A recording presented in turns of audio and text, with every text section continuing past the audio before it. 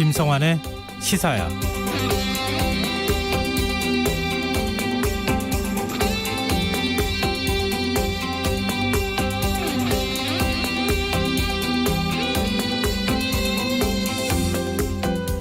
오늘 열린 외교통일위원회 종합국정감사에서 강경화 장관은 해외 공간 직원들의 잇따른 성비위 사건과 관련해 사과의 뜻을 전했습니다.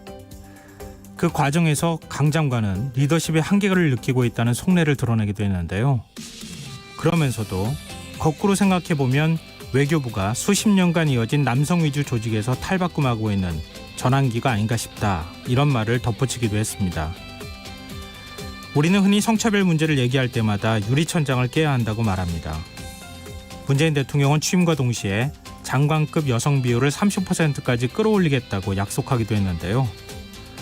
그 결과 상당수의 여성 장관들이 임명됐지만 그것만으로는 남성 중심적인 사회 구조를 바꾸긴 역부족이었던 모양입니다. 오늘 강경화 장관의 발언은 단순히 유리천장을 깨는 것만으로 성평등을 이루긴 어렵다는 걸 보여준 것 같은데요. 우리 사회가 어떻게 변해야 하는지 또 다른 고민이 던져진 것 같습니다. 시사평론가 김성환입니다. 오늘 열린 종합국정감사에 추미애 법무부 장관이 출석해 관심을 모았는데요. 잠시 후 뉴스에서 자세한 내용 살펴보겠습니다. 더 깊이 있게 들여다보는 인터뷰 시간에는 정책 카페를 열고 대중과의 소통을 시작한 카페하우스의 이사장이죠. 오신환 전 국회의원과 전화 연결해 자세한 이야기 나눠보겠습니다. 김성환의 시사야는 청취자 여러분의 참여를 기다립니다. 오늘 방송 내용과 관련해 의견 있으신 분들은 문자 보내주십시오. 당첨된 분들께는 모바일 상품권 보내드릴 텐데요. 참여하실 번호는 샵9730이고요. 짧은 문자는 50원, 긴 문자는 100원의 이용료가 부과됩니다. 콩 게시판을 통해서도 무료로 참여하실 수 있고요. KBS 라디오 유튜브 채널을 통해서도 실시간으로 시청, 참여하실 수 있습니다.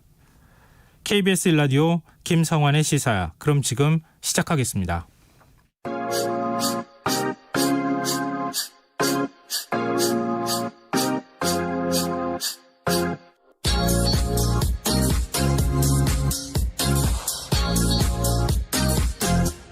KBS 1라디오 김성환의 시사야.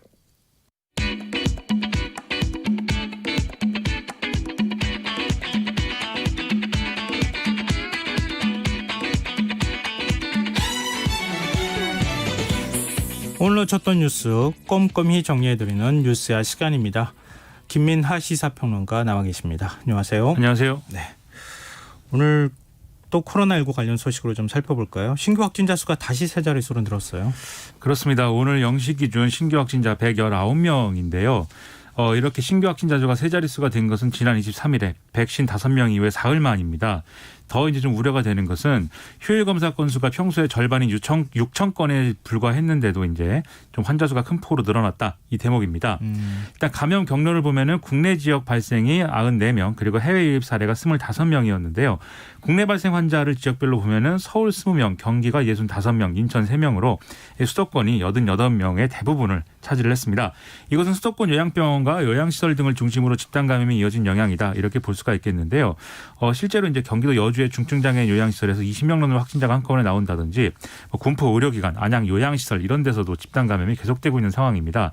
그리고 서울 구로구 일가족들의 관련 사례, 그리고 부천 무형학원 사례, 이렇게 좀 새로운 감염고리가 또 확인되는 그런 상황이기도 하고요. 그리고 해외 유입 확진자가 조금 늘어난 것도 이제 영향을 미치고 있는데, 해외 유입 확진자는 25명인데 이제 어제 11명보다 14명 늘어난 이런 수치입니다. 이 가운데 17명은 공항이나 항만 입국 검역 과정에서 확인이 됐고, 나머지 8명은 지역 거주지나 임시생활시설에서 자가격리하던 중에 양성 판정을 받은 사례입니다. 이 검사자 수 대비 확진자 비율이 이렇게 높이 올라가는 현상이 나타나는 것은 한 곳에서 집중적으로 확진자가 나왔다, 또 이렇게 또 해석이 가능하지 않겠습니까? 그렇습니다. 앞서 말씀하신 것처럼 수도권 요양시설 그리고 가족 모임에서 집단한 발병이 계속 확산이 되고 있는 이런 상황이기 때문에 이런 이제 감염 비율이 나오는 거죠. 그렇죠. 이제 앞서 말씀드린 서울 구로구 일가족 사례와 관련돼서는 이 접촉자 조사 중에 13명이 추가로 이제 양성 판정이 된 것이 발견이 돼서 누적 확진자가 40명으로 지금 집계된 상황이고요. 경남 창원에서 어제 첫 환자가 발생한 이후에 9명의 추가 감염이 확인이 됐는데, 이것도 수도권에 거주하는 가족이 창원에서 열린 제사에 참석하면서 가족 간 전파가 일어났다, 이런 사례로 추정이 되고 있습니다. 그 외에 이제 경기 여주 남주시의 장애인 복지시설인 라파엘의 집에서 누적 28명의 확진자가 확인이 됐고 경기 남양주의 행복해 요양원과 관련돼서도 59명의 환자가 나오는 그런 상황입니다. 그리고 방역당국은 해외 유입 그리고 가을철 외부 활동으로 인한 대규모 유행을 좀 우려하고 있는 상황이죠. 그렇습니다. 오늘 정은경 중앙방역대책본부장이 이 세 가지 코로나19 위험 요소를 꼽았는데요. 첫째가 요양병원을 비롯한 감염 취약시설에서의 잇따른 집단 감염, 그리고 두 번째가 유럽 등의 해외에서의 재확산, 세 번째가 가을철 모임 등 행사의 증가였습니다. 그래서 이제 감염 취약 시설에 대해서는 일부 병원에서 이 유증상자에 대한 감시 소홀이라든지 사전검사 미비, 외부인 출입 통제 미흡 이런 문제점이 발견됐기 때문에 방역 대책을 강화하겠다 이렇게 계획을 밝혔고요. 그다음에 지금 해외에서 특히 유럽과 미국에서 코로나19 확산세가 거세기 때문에 이 해외 유입 사례에 대한 방역 관리도 강화하겠다. 이렇게 좀 설명을 하고 있는 그런 상황이었습니다. 그리고 앞서 뭐 가을철 행사 모임 이런 거 말씀드렸는데 거기다가 해외 코로나 환자가 급증하는 상황에서 오는 30일에 이른바 이제 할로윈데이 이게 이제 예정돼 있기 때문에 서로 시너지 효과를 일으켜서 이제 좀 집단 감염이 일어날 수 있는 그런 상황이 이제 발생할 수 있거든요. 그래서 이 점과 관련돼서는 우리가 좀 특별히 좀 어떤 좀 우려를 하고 있으니까 경각심을 갖고 이제 우리가 대응을 해야 될 것 같습니다. 독감 백신을 맞고 난 다음에 사망자가 잇따르고 있다 이런 언론 보도가 나온 이후에 독감 백신을 맞아야 하는가 고민하시는 분들이 꽤 많다고 하는데 질병관리청은 일단 독감 백신 접종과 사망 사고의 인과율이 낮다 이렇게 보고 있어요. 그렇습니다. 오늘 0시 기준 독감 백신 접종 뒤 이상 반응 모두 한 1231건 정도가 신고가 됐는데요. 이 중에 숨진 사례가 59건이었습니다. 이 숨진 사람들의 나이대는 당연히 이제 고령층이 이제 많았고요. 그런데 이 59건 가운데 46건에 대해서 방역 당국은 이 백신 접종과 사망 사이의 인과성은 낮은 것으로 이제 판단을 했습니다. 나머지 13건은 지금 조사 중인 상황이다. 이렇게 얘기가 되고 있는데요. 그래서 지금 뭐 기초조사, 역학조사 그리고 부검 이런 것들을 결과를 다 검토한 결과 숨진 사례 등은 이제 심형관계, 뇌혈관계 질환 그리고 당뇨 그리고 기저질환 악화 이런 것들에 의해서 숨졌을 가능성이 높다. 그렇기 때문에 지금 예방접종 사업 중단을 고려할 단계는 아니다. 라는 이제 얘기였습니다. 그리고 정은경 질병관리청장도 지금 예를 들면 독감 백신 접종 이후에 나타날 수 있는 이상 반응, 중증 이상 반응의 대표적 사례인 아나필락시스 그리고 길랭 발해 증후군 이런 것들은 아주 드물게 발생한다는 점에서 좀 이것을 좀 이해해 줄 필요가 있다 이렇게 당부를 했고요. 그리고 백신을 맞으면 항원 물질이 체내 면역 반응을 유도하는 과정에서 발열, 무력감, 전신 통증 등의 가벼운 이상 반응이 나타날 수 있지만 이 하루 이틀 후에는 사라진다. 이 점을 강조를 하면서 지금 독감 예방을 위해서는 예방접종을 받는 게 지금 훨씬 더 이익이다라는 것을 설명을 했습니다. 문재인 대통령도 독감 백신 접종과 관련해 정부 발표를 신뢰해달라 이런 당부 메시지를 발표했어요. 그렇습니다. 오늘 청와대에서 수석 보좌관 회의를 문재인 대통령이 주재를 했는데요. 앞서 말씀드린 방역 당국의 이제 검사 결과 이런 것들을 통해서 볼 때 사망과 예방접종 사이에 직접적 인과관계는 없는 것으로 확인되고 있다라면서 좀 이 결과를 이 발표 내용을 신뢰해달라고 당부를 했습니다. 그리고 올해는 특히 이제 독감과 코로나의 동시 감염, 동시 확산을 막기 위해서 독감 예방접종을 더 확대할 필요가 있는 상황인데 지금 이렇게 불안감 때문에 적기에 접종을 놓치게 되면 치명률이 상당한 독감에 걸리는 더 큰 위험을 초래할 수 있으니까 이렇게 돼서는 안 된다. 그리고 보건당국 역시 좀 국민들이 불필요한 불안감을 갖지 않도록 충분한 노력을 기울여 달라 이렇게 좀 당부를 했습니다. 청와대 전 직원들이 독감 백신 접종을 받았다고요?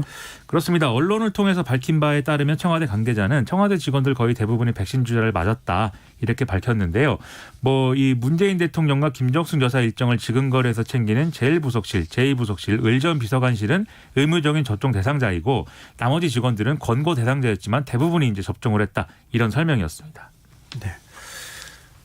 오늘부터 만 62세에서 69세를 대상으로 독감 백신 접종이 이제 시작이 됐어요. 그렇습니다. 지금 질병관리청은 2020년부터 2021년까지의 어르신 대상 독감 국가예방접종 지원사업 대상은 오늘부터 만 62세에서 69세까지를 확대 시행한다고 밝혔습니다. 그래서 만 62세 이상 무료 접종 대상자는 모두 1,058만 명에 달하는 그런 상황이 됐는데요.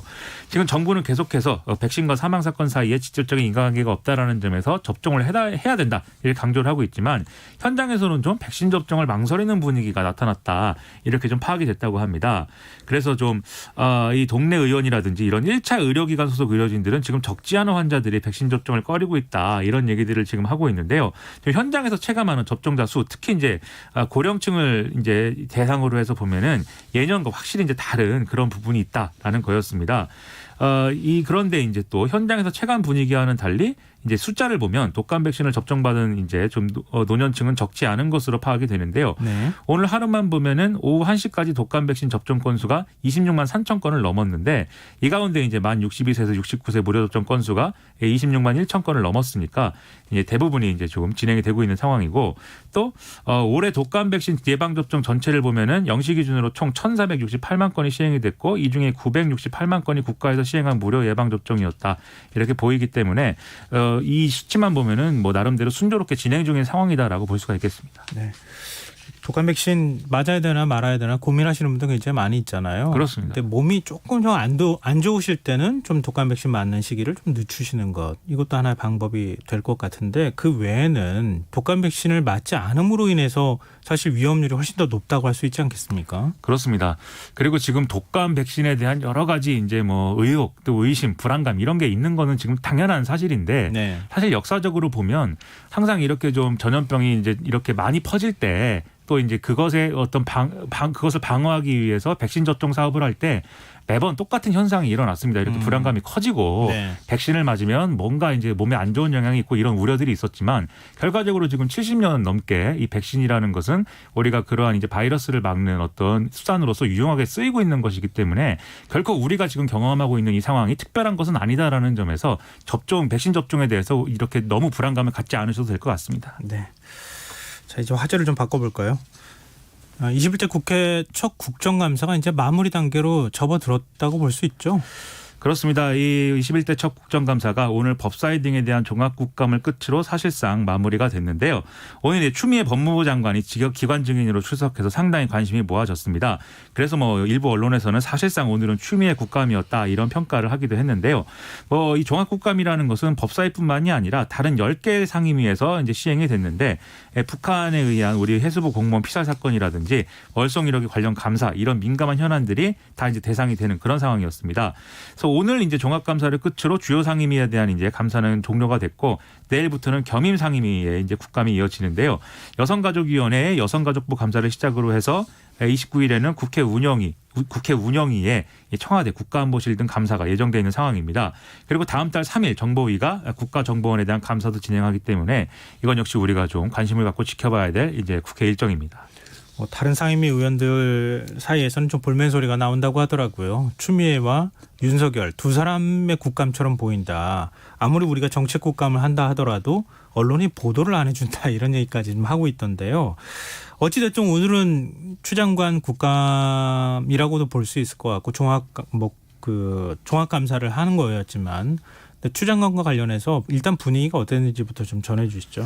아무래도 윤석열 검찰총장이 지난주에 비유하자면 불을 크게 한번 질러놓고 간 것이었기 때문에 과연 추미애 장관이 여기 어떻게 반격하는가 그게 이제 초미의 관심사 아니었겠습니까? 네. 근데 이제 제가 본 감상을 말씀드리면 뭐 이렇게 좀 뜨겁게 이렇게 반격을 화끈하게 했다기보다는 나름대로 이 검찰총장의 여러 가지 민감한 발언을 한 것들에 대해서 제가 비유하자면 약간 엄마의 마음 뭐 이런 분위기였던 것 같습니다. 그래서 이 지휘 감독권자로서 네. 검찰총장이 이렇게 여러 가지 무리한 발언을 한 것에 대해서 국회와 국민에게 뭐 사과를 하고 송구하다 이런 얘기를 여러 차례 했는데요. 마치 이제 우리 아이가 잘못해서 미안하다라고 하는 그런 엄마의 분위기 같기도 했다. 네, 이런 감상입니다. 하지만 이제 이 주요한 이제 쟁점에 대해서는 추미애 장관답게 이제 물러나지 않는 모습을 보였는데요. 네. 이른바 이제 라임 사건에서 윤석열 검찰총장의 지위를 배제하니 그런 내용의 수사지휘권을 이제 행사한 거에 대해서는 적법하고 필요하고 긴박한 것이었다 이렇게 밝혔습니다. 그러니까 적법하다는 것은 이제 이 수사지휘권 발동의 내용이 이제 위법한 거 아니냐라는 논란이 있었는데 그렇지 않다라는 것을 이제 좀 반박을 한 것이고요. 필요하다라는 것은 이른바 이제 라임 사건에서 검사들이 향응을 접대받았다든지 야당 정치인의 어떤 여당에만 편향된 수사를 했다든지 이런 것에 일부 근거가 있는 것으로 보인다라는 점을 얘기를 한 것이고 긴박했다라는 것은 윤석열 검찰총장이 연루돼 있는 것으로 생각이 되었기 때문에 이 수사지휘권 발동을 빨리 해야 됐다 뭐 이런 취지의 얘기들이었는데요. 네. 일단 추미애 장관은 방금 말씀드린 이제 뭐 야당 정치인 로비 의혹과 관련돼서도 당연히 대검 반부패부를 통해서 보고가 됐어야 되는데 사후에도 이것이 보고가 없던 것이 문제다라면서 주장을 이제 강하게 했습니다. 그리고 옵티머스 사건의 지난 수사 과정에 대한 감찰을 검토해 볼 수 있다. 이 발언도 상당히 논란이 됐는데요. 지난 2018년 10월 달에 한국전파진흥원이 이 사건에 대한 수사 의뢰를 했었는데 당시에 윤석열 총장이 서울중앙지검장으로서 이 사건을 이제 무혐의 처리했다. 이 의혹이 있기 때문이죠. 네. 윤석열 총장은 당시에 부장 전결 사건이었기 때문에 이 수사 결과를 보고받지 못했다. 이렇게 설명한 바 있었는데 더불어민주당 박주민 의원은 당시에 이제 규정을 보면은 적어도 차장검사에게는 보고가 됐어야 되는 그런 사건이고 그렇다고 한다면 윤석열 총장도 알았을 것이다. 이렇게 주장을 했습니다. 또 당시 수사 담당 검사와 그리고 이제 옵티머스 측의 이제 사건 변호인 모두가 이제 윤석열 총장의 측근 검사 출신이다. 검사이거나 검사 출신이다. 이 점에서 의혹을 제기하기도 했는데요. 이 점에 대해서 추미애 장관이 감찰의 필요성이 있다. 이렇게 설명했던 그런 겁니다. 그리고 소위 말하는 이제 부하 논란 이런 거에 대해서도 추미애 장관은 자신이 이제 상급자이다라는 점을 분명히 했고요. 그다음에 일부 이제 더불어민주당 의원 중에 윤석열 총장이 퇴임 후 정치를 하기 위해서 자신의 가족 관련 사건 수사를 제대로 하지 않고 있다. 이런 질의가 나온 면이 있었는데 거기에 대해서도 추미애 장관은 일부 이제 그런 측면도 있는 것 같다. 이렇게 수긍하는 차원의 이런 답변을 하는 그런 상황이었습니다. 그리고 좀 재미있는 장면도 연출이 됐는데요. 장제원 국민의힘 의원이 국민들이 추미애 장관의 뭐 이런 퇴진을 요구하고 있다. 그런 여론이 높다. 이런 얘기를 막 하니까 추미애 네. 장관은 지금까지 계속해서 자신의 이제 아들 의혹에 대해서 언론이 굉장히 적극적으로 보도를 했는데 그 때문에 이렇게 된 거 아니냐라면서 장제원 의원에게 의원님도 장관 한번 해보라 이렇게 얘기를 하기도 했습니다. 자신의 아들과 관련되어 있는 의혹 그리고 거기에 관련되는 언론 보도가 무려 31만 건이 나왔다. 31만 건을 강조하기도 했었는데요. 뭐 오늘 저도 생방송으로 좀 지켜보기도 했는데 윤석열 검찰총장의 일방적인 얘기가 있었잖아요. 사실은. 그렇습니다. 지난번 국감에서. 그렇죠. 이번에는 추미애 법무부 장관의 입장은 또 무엇인지 그 두 가지 얘기를 좀 비교해서 볼 수 있어서 저는 좀 개인적으로 유익했다 이런 생각이 좀 드는데요. 아마 보시는 분들에 따라는 좀 다른 생각을 하실 수는 있겠습니다만 그 두 가지 양쪽의 주장들을 한번 비교해 보면서 얘기들을 해보면 어느 정도에서 균형점을 찾으면 좋을지 방송을 들으시는 청취자분들도 아마 생각하시기에 좀 이해하시기에 좋지 않을까 이런 생각이 듭니다. 그리고 지난번 이제 윤석열 총장 국감 때 문재인 대통령이 임기를 지키라는 메시지를 전했다. 메신저를 통해서. 이렇게 발언을 해서 이게 큰 화제가 됐는데 여기에 대해서도 추 장관이 입장을 밝혔어요. 그렇습니다. 추미애 장관은 자신이 이제 문재인 대통령은 잘 알고 있는데 문재인 대통령 스타일상 정식 보고 라인을 생략하고 비선을 통해서 메시나 의사를 전달하지는 않았을 것이다 라고 이제 얘기를 했고요. 그리고 이런 사안을 윤석열 총장이 공개적으로 발언한 것이 매우 부적절한 처신이다라고 좀 주장을 했습니다. 그리고 이제 윤석열 총장의 다른 국감 발언 중에 이제 뭐 예를 들면 정치에 대해서 물어본 거에 대해서 정치 참여 의사를 물어본 거에 대해서 이제 불분명하게 답변한 이런 것들에 대해서도 퇴임 이후에 어떻게 할 건지에 대해서 물어봤잖아요. 그렇습니다. 예. 검찰 조직을 오히려 지키기 위해서 당장 내일 정치를 할 사람이라 하더라도 오늘은 국정감사장에 나와서는 정치를 안 하겠다고 답변하는 것이 조직을 위한 길인데 그러지 않았다는 점에서 이제 좀 이 선을 넘는 발언이었다라고 평가하기도 했습니다. 그리고 지금 서초동 대검 청사 앞에 이제 윤석열 총장 응원 화환이 뭐 늘어서 있다는 게 이제 논란이 되고 있는 그런 상황이었는데 거기에 대해서도 검찰총장이 검찰 조직을 정치의 늪으로 자꾸 끌고 가는 것은 유감이다라고 지적하기도 했습니다. 네. 그리고 윤석열 총장이 언론사 사주와 만났다고 하는 의혹과 관련해서도 감찰을 진행하고 있다 이런 사실을 밝히기도 했어요. 그렇습니다. 일부 이제 언론에서 이 윤석열 총장이 이 조선일보 그리고 중앙일보 등의 유력 언론들의 사주하고 개인적으로 뭐 또는 이제 당시 중앙지검장 시절에 차장검사를 대동하고 만났다 네. 이런 이런 얘기들이 있었는데요. 그런 보도들에 대해서 추미애 장관은 당시에 이제 예를 들면은 관계된 사건들이 있었는데 예를 조선일보라고 하면은 이른바 장자연 사건이라는 게 있었고 네. 중앙일보라고 하면은 직접적인 연관은 없지만 삼성 관련 수사 이런 것들이 있는 상황에서 이런 사주들을 만난 것을 이제 좀 문제다라는 인식을 드러내면서 이 검사 윤리 강령에 위배되는 여지가 있는 것으로 보여서 지금 감찰이 진행 중인 상황이다 이렇게 언급을 했습니다. 이게 결국은 이제 뭐 검찰총장에 대한 감찰이 진행된다라는 점을 확인을 해준 것이기 때문에 상당히 좀 파장이 커질 수 있는 이런 내용으로 보이고요. 그리고 계속 계속 이제 지적이 되어왔던 게 뭔가 이제 그 검찰 증권범죄합동수사단이라는 게 있었지 않습니까? 서울 남부지검에 있었죠. 그렇죠. 그것을 이제 해체한 거에 대해서 마치 이것이 뭐 라임, 오티머스 이런 뭐 금융범죄 사건이 여당이 연루가 돼 있어서 그것을 이제 뭐 숨기기 위해서 이런 수사단을 해체한 거 아니냐 이런 공격을 야당에서 많이 했었는데 네. 그거에 대해서 이 증권범죄합동수사단은 증권범죄 포청천이라고들 하는데 그게 아니라 부패 온상임이 드러나서 없앨 수밖에 없었다라고 반박을 하는 그런 모습도 있었습니다. 윤석열 총장은 언론사주와 만난 사실에 대해서 상대가 있는 것이기 때문에 내가 밝히기 어렵다. 이렇게 얘기를 했었잖아요. 그렇죠. 만났는지 안 만났는지 정확하게 얘기를 하지는 않았죠. 그렇죠. 어떤 언론사 사주라고 하면 어떤 언론에 누구를 만났는지 그리고 그중에 이제 누구는 만나고 누구는 안 만났는지에 대해서 불분명하게 답을 한 것인데 최소한 그러면 우리가 상식적으로 그냥 뭐 추정을 해볼 때는 둘 중에 한 사람은 적어도 만났나 보다 이제 이렇게 추정을 할 수가 있는 거죠. 뭐 NCND니까 그렇죠. 명확하게 답변은 하지는 않았지만 아니라고 말하지도 않았으니까 그렇습니다. 만났을 가능성을 배제하기는 어렵다 이런 건데 검찰총장이 중립성이 요구되는 자리인데 언론사 사주와 만나서 어떤 대화가 오고 갔느냐 사주를 만나는 행위 자체가 부적절할 수 있다. 그러니까 물론 감찰을 진행하고 있는 중이다. 그렇습니다. 물론 아마 그 시기는 서울중앙지검장 시기인 것으로 보도 내용은 알고 있습니다. 네, 알겠습니다. 외교통일위원회 국정감사 얘기도 좀 해보죠. 강경화 장관이 출석을 했는데 주목할 만한 발언이 나왔어요. 그렇습니다. 최근에 이수혁 주미 대사가 한미동맹은 선택이다 뭐 이런 취지의 발언을 해서 논란이 된 거에 대해서 강경화 외교부 장관이 일부 표현에 문제가 있었던 것으로 생각한다. 필요한 부분에서 이제 조치를 취하겠다. 뭐 어떤 조치를 취할 것인지는 검토 중이지만 아무튼 모종의 조치가 필요한 상황인 것으로 생각한다라고 이제 설명을 했습니다. 그러니까 이 발언의 내용은 이수혁 주미대사가 지난 12일에 이제 국정감사에서 한 발언인데 70년 전에 한국이 미국을 선택했기 때문에 앞으로 70년간 미국을 우리가 선택해야 되는 건 아니다. 앞으로도 이제 미국을 사랑할 수 있어야 즉 국익이 돼야 이제 미국을 선택할 수가 있는 거고 그래야 이제 한미동맹이 굳건한 거다 이런 식으로 이제 설명을 했었던 거죠. 네. 근데 이 발언은 뭐 이 발언의 어떤 정당성 이런 걸 다 떠나서 주미대사 입장에서 할 수 있는 발언인가라는 점에서 이제 부적절하지 않았는가 이런 지적이 있었고 또 이 국무부가 70년 역사의 한미동맹과 미국과 한국 영내 전체의 평화 번영을 위해 한미동맹이 이룩한 모든 것을 매우 자랑스러워한다. 이런 좀 반박조의 입장을 내면서 또 이게 논란이 됐던 바 있어서 외교부 장관으로서 이제 조치를 검토하고 있다라는 언급을 했다. 이렇게 볼 수가 있겠습니다. 그리고 최근에 시진핑 중국 국가주석이 6.25 전쟁을 일종의 미제국주의의 침략이다. 그리고 거기에 맞서 싸운 것이다. 이렇게 규정하는 연설을 했는데 여기에 대해서 강경화 외교부 장관은 북한의 남침은 부인할 수 없는 역사적 사실이다라고 이제 강조를 했습니다.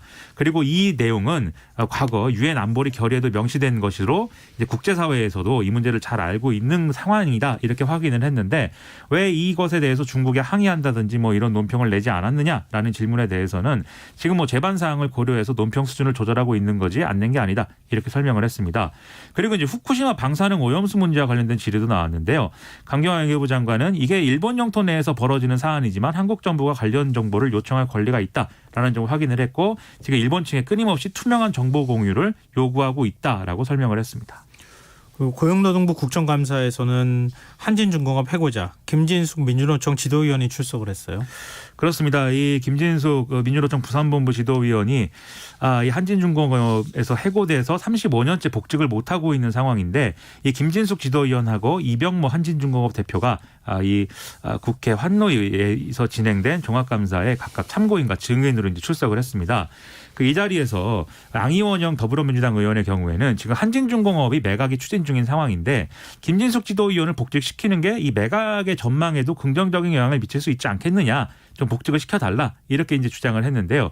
여기에 대해서 이병모 한진중공업 대표는 지금 이제 김진숙 지도위원이 회사로 돌아와서 일을 하는 것 자체에는 내부에 크게 반대가 없지만 이 그동안 이제 밀린 급여라든지 퇴직급 이런 것들 지급하는 것에 대해서는 배임이 될 수 있는 가능성이 있어서 지금 뭐 검토 중이다 이렇게 설명을 했습니다. 그런데 이러한 문제 제기는 더불어민주당뿐만이 아니라 국민의힘에서도 이제 비슷한 얘기가 나왔는데요. 네. 한국노총에서 노동운동가를 했던 국민의힘 이미자 의원의 경우에 이 문제는 어쨌든 사장의 힘으로 충분히 해결할 수 있는 문제이다. 이 김진숙 지도위원은 젊은 시절에 이제 회사에 입사를 해서 늙은 노동자가 이제 돼서 나가게 되는 건데 퇴직 기한이 이제 2달 남은 것이다. 근데 그 기간 동안 회사로 들어가서 동지들하고 밥 한 그릇 먹는 게 그렇게 어려운 일이냐 이렇게 호소하기도 했습니다. 그리고 김진숙 지도위원 본인도 이병모 대표에게 사장님 보십시오. 내 머리에 뿔이 달린 게 아닙니다. 정리해고자들이 다 복직되는데 나만 안 된다는 이유 지금도 궁금하다. 그 자신이 뭐 회사에 들어가서 뭐 사장이 되겠는가 아니면 회사를 말아먹겠는가 그냥 동료들하고 따뜻한 밥 한 끼 먹고 싶고 노조 탄압으로 목숨을 끊은 그 분들이 일했던 공장에 들어가서 한번 돌아보고 싶다는 소원이 전부다. 이렇게 좀 호소하는 이런 목소리를 내기도 했는데요. 더욱더 이제 좀 뭐랄까요 보는 입장에서 가슴이 아팠던 장면은 같이 국감장에 나온 문성현 지금 경제사회노동위원회 위원장에게 또 중재를 요청하는 질의가 나온 뭐 이런 과정이었습니다. 네. 아시다시피 문성현 위원장도 과거에 이제 통일중공업에서 이제 해고됐던 경력을 가지고 있어서 김진숙 지도위원과 뭐 해고 동기다 이렇게 스스로를 소개를 하기도 했는데요. 자신은 법적으로 복직이 됐고 지금은 장관급인 경산호위 위원장을 이제 하고 있는 상황인데 김진숙 지도위원은 뭐 이런 상황인 거이다라는 것을 설명을 하면서 좀 이제 감정이 북받친 모습을 좀 보이면서 이제는 좀 복직이 필요한 것이 아닌가라는 취지의 얘기를 하기도 했습니다. 네. 문 위원장이 김진숙을 아름다운 노동자로 보내드리자 이렇게 얘기를 했다는 것도 좀 인상적이기도 했었습니다. 그리고 출판계가 배현진 국민의힘 의원을 향해서 사과를 요구하는 일이 있었어요. 그렇습니다. 이 파주 출판도시에서 북 읽는 풍경이라는 전시가 열렸는데 이 북이 이제 BOK 책을 의미하기도 하고 네. 그다음에 북한의 이제 북자를 의미하기도 하는 좀 중의적 표현입니다. 그래서 북 읽는 풍경인데 여기에 이제 북한 미화 찬양 도서가 전시되어 있다고 배현진 의원이 지적한 것에 대해서 대한출판문화협회 및 한국출판인 회의 등이 이제 비판의 입장을 낸 건데요. 이 대한출판문화협회와 한국출판인회의는 이 어린이들의 책으로 정치하지 말라라는 제목의 입장문을 통해서 배현진 의원을 강하게 비판을 했습니다.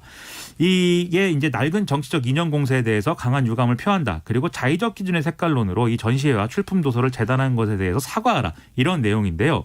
이에 앞서서 배현진 의원은 지난 22일에 국회 문체위 국정감사에서 이 도서들이 북한을 미화 찬양하고 있다면서 굉장히 이 책 구석구석에 우려되는 내용이 있다. 그리고 어린이들에게 무비판적으로 사상 편향적 인식을 심어줄 수 있는 도서들이다. 이렇게 주장을 한 바 있습니다. 그런데 이 책들은 이 제목이 남북 통일 팩트체크 Q&A 30선이라고 하는데요. 네. 이 내용이 이제 북한을 미화하거나 찬양하는 게 아니라 어린 아이들의 시선에서 북한의 모습을 살펴보고 통일 문제에 대해 고민해보자는 내용을 담은 이런 초등학생용 교양 도서다라는 게 이 출판문화협회의 이제 반박입니다. 또 집필자들도 서울 경기권의 초등학교 교사 그리고 대학 교수 이렇게 전문가들로 구성이 된 데다가 이 파주 출판도시에서 진행된 전시회도 남북관계의 긴장 완화를 위해서 민간 차원에서 기획된 남북문화교류 행사였기 때문에 여기에 나온 책을 가지고 이렇게 무슨 북한 체제를 이 선전하는 그런 것이다라고 하는 것은 이제 부적절하다 이런 지적을 한 것입니다. 국민의힘에서 현 정부가 이념 편향적이라고 계속 공격하지 않습니까? 그렇습니다. 또 반대로 또 이전 정부 시절에는 또 반대 공격을 받기도 하고 그랬었잖아요. 근데 이런 어린이 책을 가지고 이렇게 공격하는 게 이게 맞습니까? 그러게 말입니다. 이게 과거에는 사실은 국정감사 관련해서도 나온 얘기일 텐데 과거에는 이제 박근혜 정권의 블랙리스트 뭐 이런 게 있어서 문화예술계 블랙리스트 이런 게 있어서 이른바 문학의 좌파들을 솎아내자 뭐 이런 것들이 사실은 이명박 정부부터 계속 진행되어 온 것들이 있었거든요. 네. 근데 그런 것들을 이제 했기 때문에 오히려 그것으로 인해서 법적 처벌을 받는 그런 상황에까지 이르렀음에도 불구하고 국민의힘이 그런 과거에 대해서 직시하지 못하고 다시 비슷한 시도를 하려고 하는 거에 대해서는 좀 국민들이 어떻게 볼 것인가 상당히 저로서도 우려스러운 그런 내용입니다. 네. 그리고 이해충돌 논란을 일으킨 박덕흠 무소속 의원 국정감사에 한 번도 출석하지 않았다고요?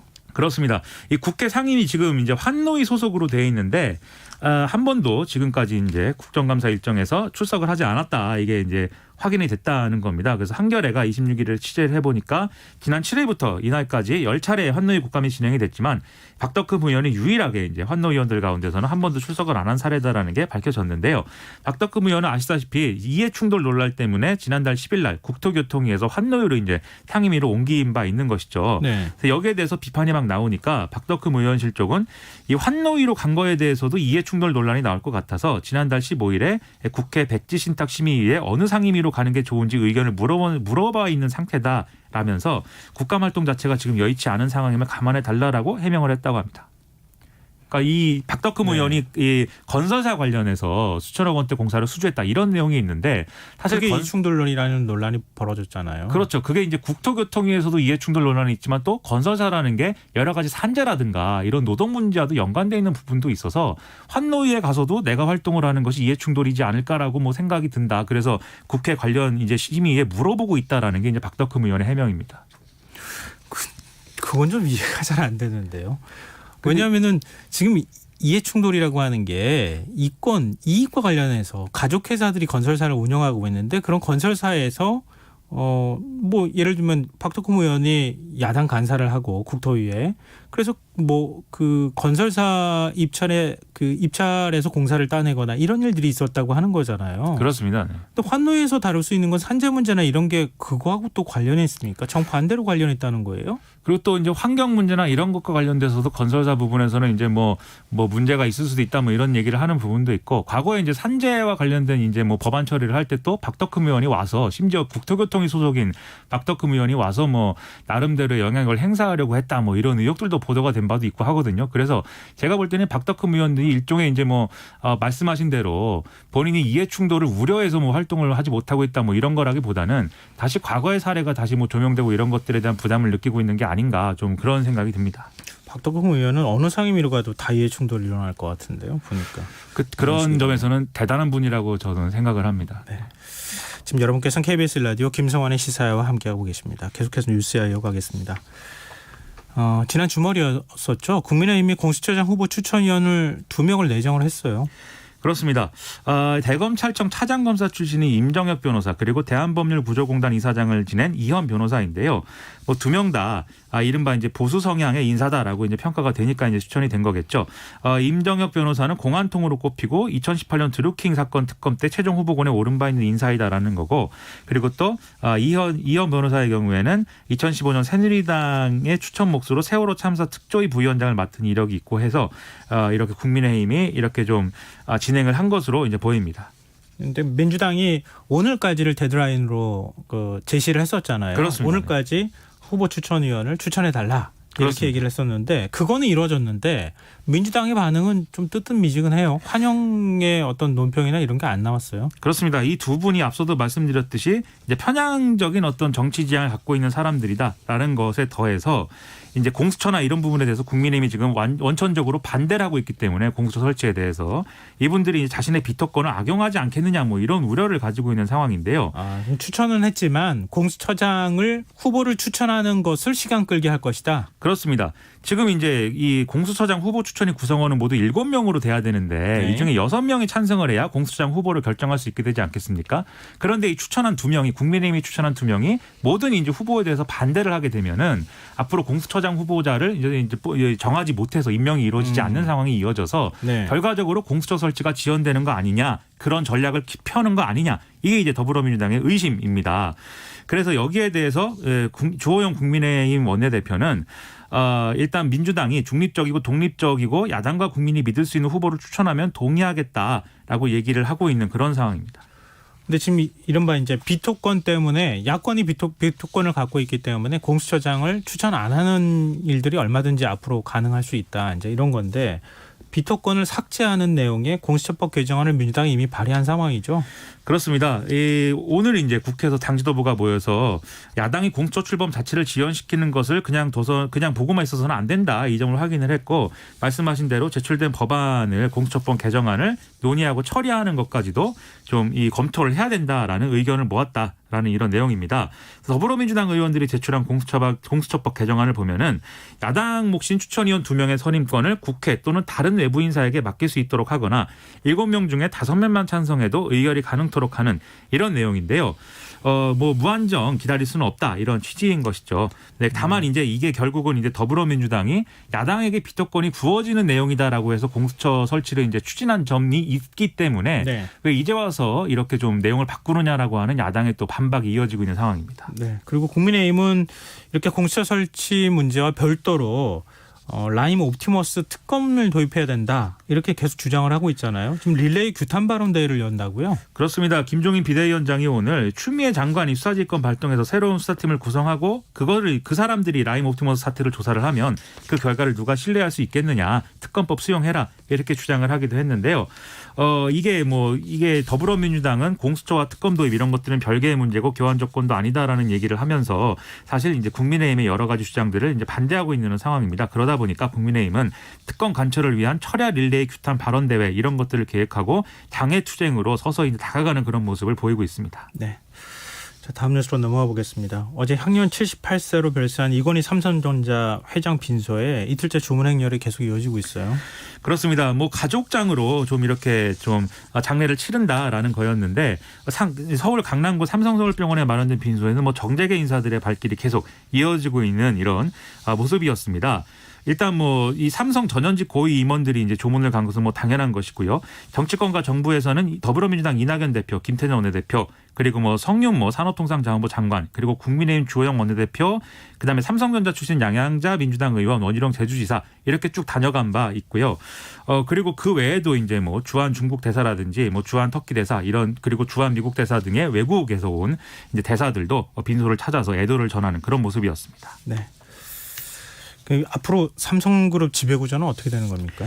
이게 일단 지금 상황은 이재용 부회장으로의 승계는 거의 마무리된 상황이기는 한데 지금 이제 지분 문제를 어떻게 정리할 것이냐, 상속받아야 될 지분 문제를 어떻게 정리할 것이냐 이 문제가 있는 것이죠. 네. 그래서 이재용 부회장 측 지분은 이제 삼성물산, 삼성생명 등을 합쳐서 15.7%이고 이건희 회장을 포함한 가족 지분이 한 5.1%에 불과한데 그래서 이건희 회장의 지분이 가족들에게 분할 상속돼도 일단 이재용 부회장 중심의 지배 구조는 유지가 될 것이다라는 그런 관측이 이제 대다수인데요.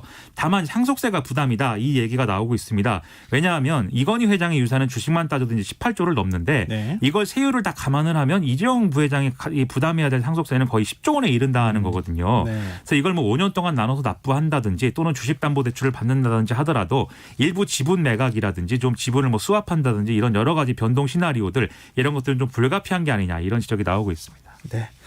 오늘 뉴스아이 여기까지 하겠습니다. 지금까지 김민하 시사평론가였습니다. 고맙습니다. 고맙습니다. 완자로 시작하는 말 완전히 완벽한 완두콩 완타치 김성환의 시사야. 평일 밤 10시 5분 여러분을 찾아갑니다. KBS 1라디오 김성환의 시사야.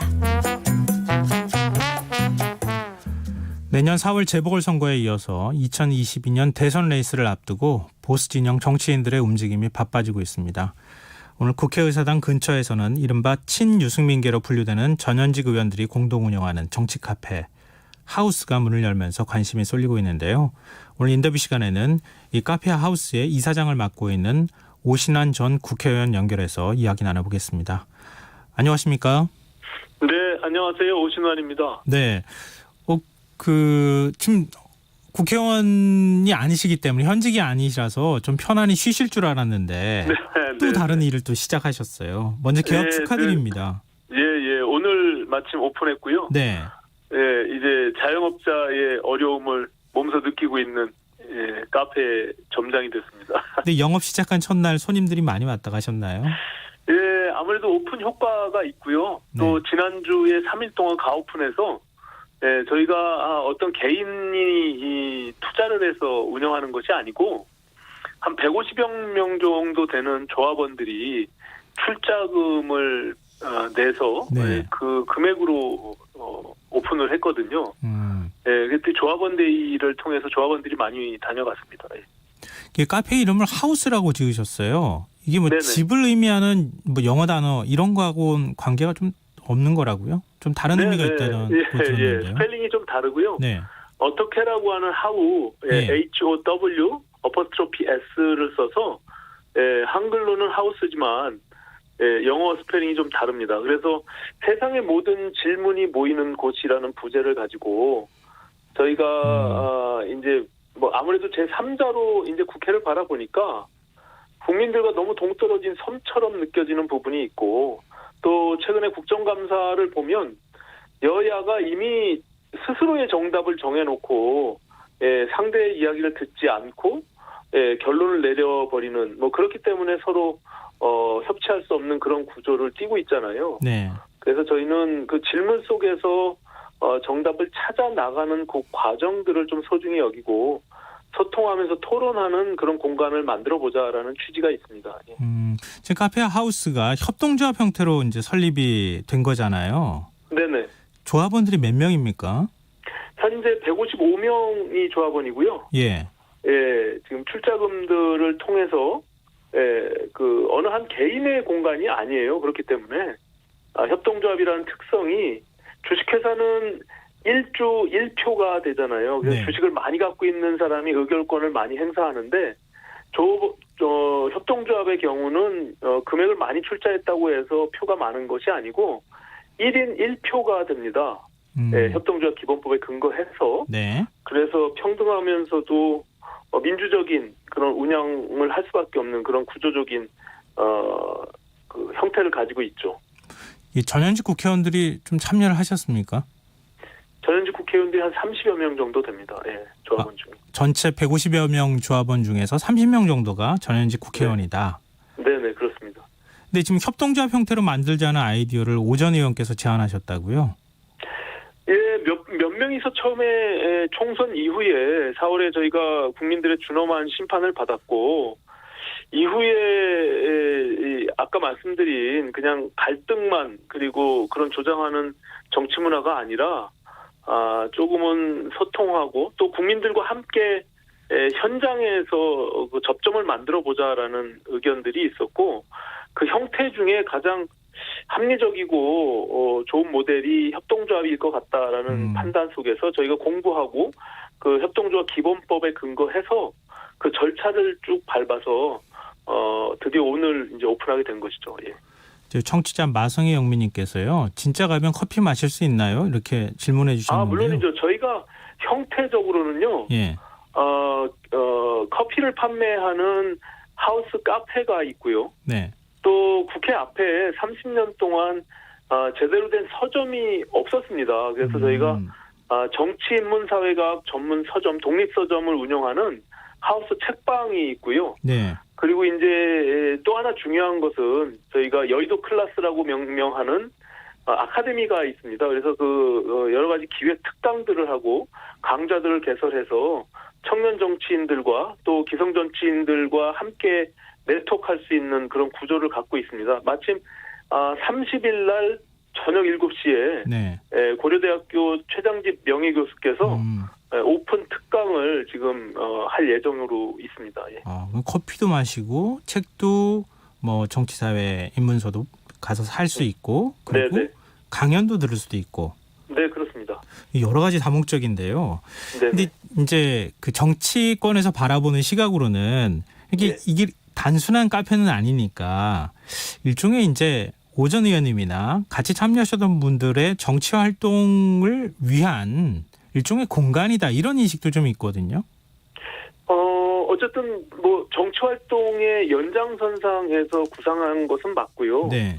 다만 저희가 진영을 좀 넘나들고 그리고 국회에서처럼 좀 딱딱한 그런 정치가 아니라 유연하면서 국민들과 쉽게 다가가고 좀 소통할 수 있는 그런 어떤 정치 문화를 좀 만들어 보자. 그리고 우리가 아까 말씀드린 대로 그 공간 안에서 좀 뭔가 이렇게 생동감 있게 서로 소통하고 또 대화하고 토론하는 그런 문화를 좀 만들어 보자는 취지가 있거든요. 네. 그래서 그 카페라는 공간을 우리가 만들게 된 것이고요. 일단은 일반 시민들도 누구나 손쉽게 찾아와서 저희가 1층에 되어 있거든요. 그렇기 때문에 뭐 점심시간 때 많은 여의도의 시민들이 커피숍을 찾아서 그냥 뭐 여느 카페와 전혀 다름없는 그런 커피숍입니다. 예. 근데 뭐 이거는 일각의 시각입니다만 친유승민계 정치인들이 만든 대선 캠프 아니냐 이런 질문에 대해서 어떻게 답변해 주시겠습니까? 예, 아까 저 소개할 때도 네. 친유승민계라고 말씀을 하셨는데 네. 아무래도 이제 저희가 탈당에 나와서 바른정당 출신들이 유승민 대표와 함께 정치를 쭉 해왔잖아요. 네. 그러다 보니까 제가 아마 주모자가 되고 또 유이동 현재 의원이 산파 역할을 하다 보니까 네. 그렇게 비춰지는 측면이 있는데요. 근데 150명 중에는 전혀 유승민계가 아닌 사람이 훨씬 더 많고요. 네. 또 유승민계라고 하는 그런 계보 자체가 저희가 사실은 계파나 패권에 반대하고 저항하면서 사실은 탈당하고 정치를 쭉 해왔거든요.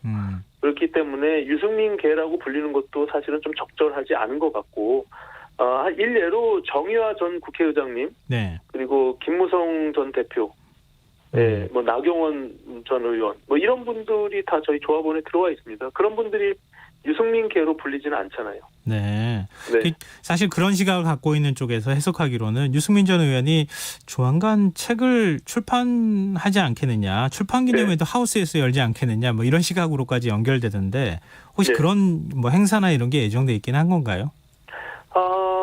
오늘 원희룡 지사가 네. 오픈 첫날 오전 10시에 저희 하우스 공간에서 토론회를 했습니다.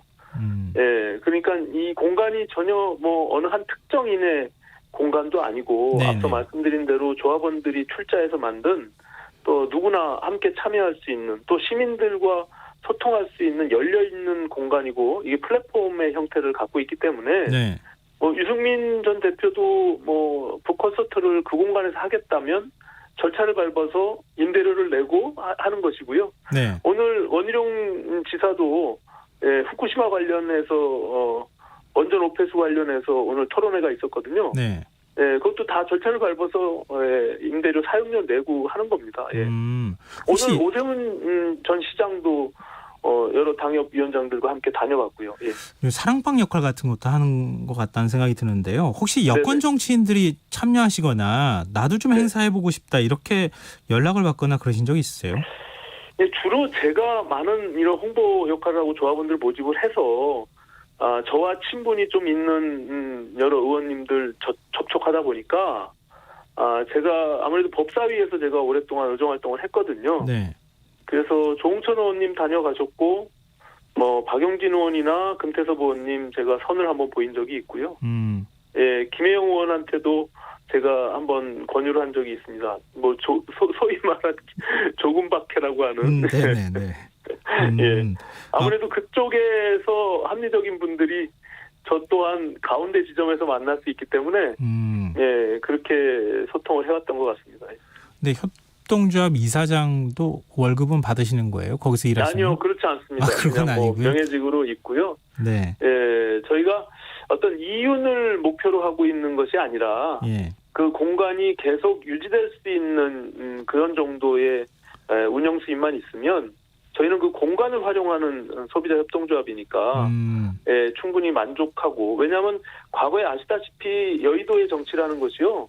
특정인이 자신의 개인적인 정치적 영달을 위해서 돈을 펀딩하고 그것이 만약에 고꾸라지면 그냥 사라지는 그렇게 지속 가능하지 않은 형태로 계속 운영이 되었거든요. 네네. 근데 저희는 이 하우스라는 공간을 통해서 제가 아닌 다른 이사장이 와도 이것이 계속 지속적으로 운영될 수 있는 그런 어떤 구조를 만들어보자는 게 목표입니다. 예. 저희 청취자 990님께서요. 일반 시민들이 쉽게 찾아갈 만큼 편안한 분위기를 해주셨으면 좋겠습니다. 뭐 여당의 잘못을 물론입니다. 지적하기보다는 일반 국민들의 의견을 들어주고 공감해주는 카페가 되었으면 좋겠습니다. 이런 의견도 주셨고요. 예. 6986님께서 국민과 소통하고자 하는 초심을 잃지 않으시길 하는 바람입니다. 오신환 명심하겠습니다. 이사장님인데 사장님이라고 해주셨는데요. 사장님 응원합니다. 이렇게까지 해주셨는데요. 예, 앞으로 그러면은 카페하우스가 이런 공간이 됐으면 좋겠다. 이런 바람이 있으시다면요. 저는 정치가 좀 더 국민 속으로 들어가서 특히 보수 진영이 과거에 조금 구태스럽고 또 국민들이 볼 때는 뭐 약간은 퇴행적인 그런 모습이 아니라 더 적극적으로 국민들과 소통하는 그런 공간이 됐으면 좋겠고요. 특히 네. 젊은 정치인들이 하우스에서 조금 성장하면서 기존 정치인들과 네트워크 해나가고 그 속에서 자신들의 역량들을 키워내서 하우스 정치인이 계속 발굴되고 성장해 나갔으면 좋겠다. 이런 생각을 갖고 있습니다. 국민의힘 얘기도 조금 좀 여쭤봤으면 좋겠는데요. 김종인 비상대책위원장 체제가 출범한 지 4개월 정도 됐습니다만 아직까지 지지율이 뭐 민주당을 앞지르거나 이 정도까지 가지는 못하고 있는 상황인데요. 네. 지금 오 전 의원께서는 이렇게 뭔가 이렇게 뚜렷한 성과가 나오지 않는 이유는 뭐라고 생각하십니까? 저는 최근에 김종인 위원장의 메시지와 당의 구성원들, 특히 원내에 있는 의원들과의 메시지가 서로 이질적이고 일체감이 없는 것이 문제라고 생각하고요. 그것은 결과적으로 국민들한테는 김종인 위원장의 단독 플레이로 보이는 경향이 있는 것이거든요. 당이 변화하고 더 혁신해야 됩니다. 그런 측면에서 보면 실질로 당이 더 변화하고 국민 속으로 신뢰를 회복하기 위해서 노력해야 되는데 좀 그런 부분들이 좀 아쉬움이 있고요. 네. 결국에는 당이 변화한다는 거는 메신저와 메시지가 바뀌는 것인데 더 과감하게 혁신하고 변화했으면 좋겠다 이런 생각을 갖습니다. 네. 근데 오전희 의원께서 내년 서울시장 보궐선거 출마한다는 소리가 자꾸 나오는데요. 어떻게 되는 거죠? 제가 아무래도 내년 보궐선거 선거 기획단의 제안을 받았는데 예. 마침 하우스 오픈을 막바지에 두고 굉장히 바쁠 때 제안을 받아서 예. 제가 물리적으로 좀 어렵다라고 고사를 하다 보니 혹시 서울시장 출마하는 거 아니냐 뭐 이렇게들 이제 확정적으로 언론에서 써서 뭐 그렇게 알려져 있긴 한데 저는 어쨌든 이 하우스 공간이 더욱더 발전하면서 국민들과 함께 소통하는 그런 공간이 되기 위해서 이사장으로서 책임감을 다할 것이고요. 네. 또 뭐 정치가 계속 살아 움직이니까 뭐 그런 여러 가지 상황들을 좀 지켜보려고 합니다. 예. 안 나오신다고 말씀 안 하시는데요? 그건 뭐 정치인이니까. 예. 네. 가능성을 일단 열어두고 있다. 이 정도로 이해해도 될까요? 네네. 그러면은 지금 서울시정은 어떻게 된다고 생각하시는지까지 얘기하실 수 있나요? 네. 지금 뭐 아시다시피 가장 서울의 큰 문제는 주거 문제와 교육의 문제라고 보여집니다. 제가 2006년도에 서울 시의원을 하면서 정치에 입문했거든요. 네, 지금 부동산 문제가 워낙 심각한 상황에 와 있고 특히 청년들이나 신혼부부들